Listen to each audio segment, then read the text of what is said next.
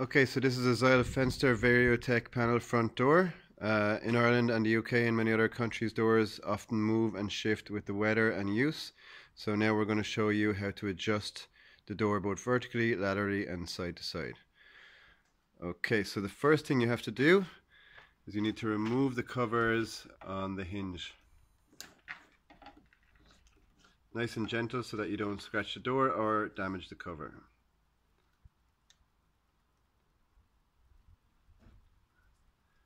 Okay, the next thing we need to do for all adjustments, and for this you just need a number 4 Allen key. It's actually the only tool you need to do any of this adjustment on the Variotech door. We remove the locking system on each hinge. So this means opening the hole number 2 and hole number 4 on each hinge. It's counting from the top, so 2 and 4. These have to be opened before making any kind of adjustment on this door, and also should be locked after making any adjustment on this door. Very important that they're locked tight so that the door can't move on its own.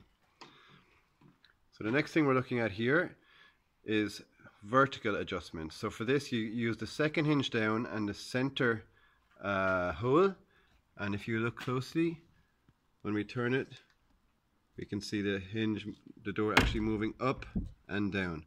So if your door has gone too low or too high, this is how you can change it and make it in the right position again. Again, afterwards, you should lock it. So that's by closing hole number 2 and hole number 4 on each hinge. Okay, next thing we're going to look at is horizontal adjustment. So this is our hinges in and out, that's towards and away from the frame. Can be sometimes necessary. So to do this, we use the center hole on the top hinge and on the bottom hinge. So as you see, as he turns, the hinge moves in and away from the frame.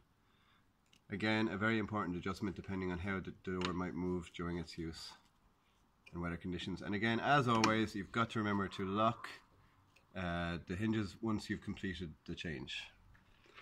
Finally, we're going to look at over and back lateral adjustment. This means the hinge can move in and out along the frame. So that's where Martin has just pointed.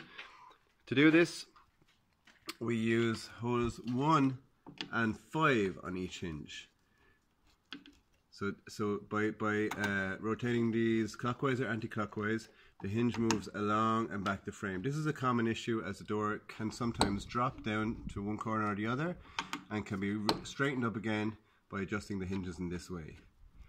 It's important to assess in what way your door is out of alignment before you begin adjusting your frame, but once you can, using these methods, you should be able to square the door up so that it closes perfectly again in no time.